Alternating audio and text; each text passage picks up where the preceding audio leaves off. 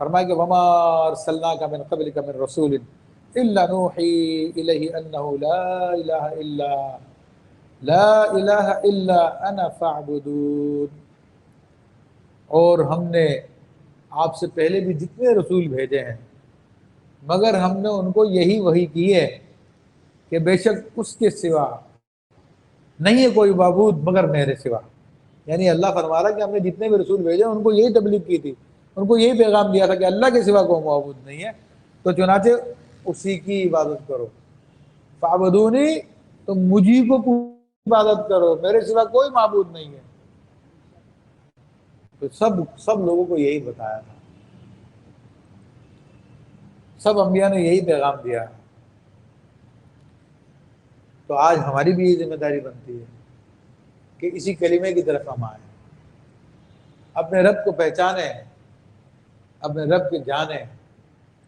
آج ہمارے یہاں پہ کیا ہے، بڑے افسوس کے ساتھ کہنا پڑ رہا ہے، تصوف کے نام پر بھی 2 نمبری چل رہی ہے۔ تصوف کا مقصد کیا تھا؟ پیر کا کام ہے مرید کو اللہ کی بارگاہ میں پہنچا دینا، یہ اصل کام ہے تصوف کا۔ اور آج کیا تربیت ہوئی ہے مریدوں کی؟ آج تربیت یہ کوئی نعمت مل جائے، کوئی کامیابی حاصل ہو جائے، کوئی کاروبار میں ترقی ہو جائے، اے مرشد کی نگاہ ہے بھائی، مرشد کا کرم ہے، کام بن گیا ہے، کامیابی ہو گئی ہے۔ مرشد کی نگاہ، ہر چیز میں مرشد کا نظر۔ اچھا کوئی نقصان ہو جائے، اللہ کی مرضی تھی، کوئی مر جائے اللہ کا حکم تھا، کوئی نقصان ہو جائے، کوئی تکلیف ہو جائے اللہ کی مرضی تھی۔ عجیب معاملہ ہے، یعنی تمہیں یہ پہچانا تھا کی گئی ہے کہ تم اچھی باتوں کو تو اپنے جیسے انسان کی طرف منسوب کر رہے ہو، اور جتنی باتیں جو تمہیں پسند نہیں ہے، جو ناپسندیدہ باتیں، سب رب کی طرف منسوب کر رہے ہو۔ یہ تمہیں کیسی معرفت دی گئی ہے؟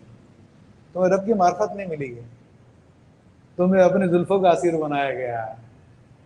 ورنہ مومن کا عقیدہ والقدر خیر و شر من اللہ تعالی، کہ اچھی اور بری تقدیر سب اللہ کی طرف سے ہے۔ اور مومن عقیدہ تو یہ رکھتا ہے کہ اچھی اور بری تقدیر اللہ کی طرف سے ہے، لیکن اچھائی اپنے رب کی طرف منسوب کرتا ہے اور برائی اپنی طرف منسوب کرتا ہے۔ دیکھ لو قرآن اٹھا کر، ابراہیم علیہ السلام کا قول موجود ہے، وَإِذَا مَرِضْتُ فَهُوَ يَشْفِينِ، کہ جب میں بیمار پڑتا ہوں تو وہ مجھ کو شفا دیتا ہے۔ بیمار بھی تو وہی کرتا ہے نا، تو کہہ دیتے ہیں نا کہ جو وہ بیمار کرتا ہے وہی شفا دے دیتا ہے، لیکن جن کے دل میں رب کا ادب ہے وہ رب کی طرف ناپسندیدہ بات کو منسوب نہیں کرتے، اگرچہ کہ رب ہی کرتا ہے سارے کے سارے کام۔ تو یہ تو بزرگوں کا طریقہ ہے۔ آج ہمیں کیا تعلیم دے دی گئی ہے کہ جتنے فائدے ہو جائیں، کامیابیاں ہو جائیں، مرشد کی نگاہ ہے، مرشد کا کرم ہے، مرشد کا فیض ہے، حق مرشد، یہ معاملات چل رہے ہیں۔ اور نقصان ہو جائے، اللہ کا حکم تھا۔ سوچنا چاہیے، غور کرنا چاہیے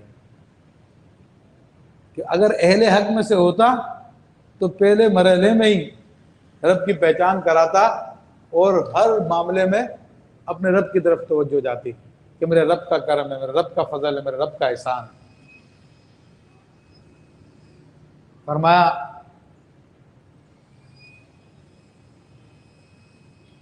وقالوا اتخذ الرحمن ولدا سبحانہ۔ یہ میں نے تھوڑی سی اس کے بارے میں گفتگو کی ہے کہ لا الہ الا انا فاعبدونی، کہ میرے سوا کوئی عبادت کے لائق نہیں، میری عبادت کرو تم، ٹھیک ہے نا۔ تو عبادت کا پھر مفہوم بہت زیادہ، بہت وسیع ہے۔ اسی کی روشنی میں چند ایک باتیں میں نے توجہ دلائی ہے۔ پھر فرمایا کہ اور بولے کہ رحمان نے بیٹا اختیار کیا ہوا، پاک ہے وہ۔ تو کافروں میں سے بعض وہ لوگ تھے کہ جو رحمان کا بیٹا گاتے تھے، جیسے کہ عیسائی لوگ، وہ عیسیٰ علیہ السلام کو خدا کا بیٹا کہتے ہیں معاذ اللہ۔ یہودیوں میں سے ایک فرقہ عزیر علیہ السلام کو خدا کا بیٹا کہتے ہیں، ٹھیک ہے۔ تو اللہ، اور جو کفار تھے وہ فرشتوں کو اللہ کی بیٹیاں کہتے تھے، اللہ کی اولاد کہتے تھے معاذ اللہ۔ تو اللہ فرماتا کہ پاک ہے اللہ، بل عباد مکرمون، بلکہ بندے ہیں عزت والے جن کو تم خدا کا بیٹا کہہ رہے ہو، سیدنا عزیر علیہ السلام، سیدنا عیسیٰ علیہ السلام، یہ اللہ کے فرشتے یہ سب کے سب عزت والے بندے ہیں اللہ تبارک و تعالیٰ کے. لا یسبقونہ بالقول وہم بامرہ یعملون، اور بات میں اس سے سبقت نہیں کرتے اور اس کے حکم پہ کاربند ہوتے ہیں. یعنی یہ اللہ کے نیک بندے یہ اللہ سے آگے نہیں بڑھتے کسی بات میں، بلکہ اللہ کے حکم کے تابع ہوتے ہیں.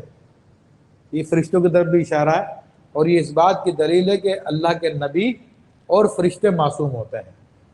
خود اللہ نے اس بات کی یہ گارنٹی دی ہے کہ جو ان کو حکم دیا جاتا ہے اس پہ عمل کرتے ہیں، تو نافرمانی کسی طور پہ نہیں کرتے، تو اس لیے وہ معصوم ہے. یعلم ما بین ایدیہم وما خلفہم ولا یشفعون الا لمن ارتضی وہم من خشیتہ مشفقون. وہ جانتا ہے جو ان کے آگے ہے اور جو ان کے پیچھے ہے. یعنی یہ جو اللہ کے نیک بندے ہیں، فرشتے ہیں، انبیاء کرام ہیں، اللہ تبارک و تعالیٰ ان کے پچھلے حال کو بھی جانتا ہے اور ان کے اگلے حال کو بھی جانتا ہے.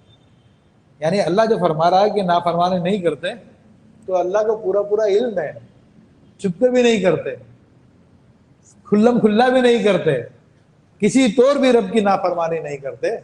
اللہ ان کی حال سے پورا واقف ہے. اور پھر وہ شفاعت نہیں کریں گے مگر اس کے لیے جسے وہ پسند فرمائے. اب قیامت کے دن یہ اللہ کی بارگاہ میں شفاعت کرنے والے ہوں گے. اللہ کے یہاں پر دنیا میں بھی شفاعت کرتے ہیں، آخرت میں بھی شفاعت کرتے ہیں، مگر چونکہ یہ اللہ کے بندے ہیں تو اللہ کے دشمن کی شفاعت نہیں کریں گے، کیونکہ اللہ ناپسند کرتا اپنے دشمن کو اور کافر کو. اور جہاں تک مومن ہے اگرچہ وہ گناہگار صحیح لیکن وہ اللہ کا دشمن نہیں ہے. یہ بات ذہن میں رکھ لیجیے، مومن ہو تو وہ اللہ کا دشمن نہیں ہے، گناہگار صحیح. تو اس لیے حدیث شریف میں آیا کہ شفاعت لأہل الکبائر من امتی، کہ میری شفاعت میری امت کے کبیرہ گناہ کرنے والوں کے لیے. تو فرمایا کہ وہ شفاعت کریں گے مگر انہی کی جسے رب پسند فرمائے گا اور وہ اس کے خوف سے ڈر رہے ہیں. یہ اللہ کے نیک بندوں کی شان بیان کی گئی ہے. تو وہ اللہ تبارک و تعالیٰ کی بارگاہ میں ہمیشہ ڈرتے رہتے ہیں. وَمَن يَقُلْ مِنْهُمْ إِنِّي إِلَٰهٌ مِّن دُونِهِ فَذَلِكَ نَجْزِيهِ جَهَنَّمَ، اور ان میں سے جو کوئی کہے کہ میں اللہ کے سوا معبود ہوں تو اسے ہم جہنم کی جزا دیں گے. تو ظاہر سی بات ہے اللہ فرشتوں کے بارے میں تو پہلے ہی گواہی دے چکا ہے. تو اس میں مفسرین فرماتے ہیں یہ آیت شیطان سے متعلق ہے. وہ رہتا تھا جنات میں سے فرشتوں کے ساتھ رہتا تھا، اور اسی نے لوگوں کو اپنی عبادت کی طرف بلایا اور وہی لوگوں سے اپنی عبادت کرواتا. تو اس کے لیے فرمایا کہ ہم اس کو جہنم میں ڈال دیں گے. کذالک نجزی الظالمین، اور ایسی ہی ہم سزا دیتے ہیں ستمگاروں کو، ایسی ہی سزا دیتے ہیں ہم ظلم کرنے والوں کو. تو اللہ تبارک و تعالیٰ میں ظالمین میں ہونے سے بچائے اور قرآن عظیم کو سمجھنے کی توفیق عطا فرمائے. آمین بجاہ النبی الامین.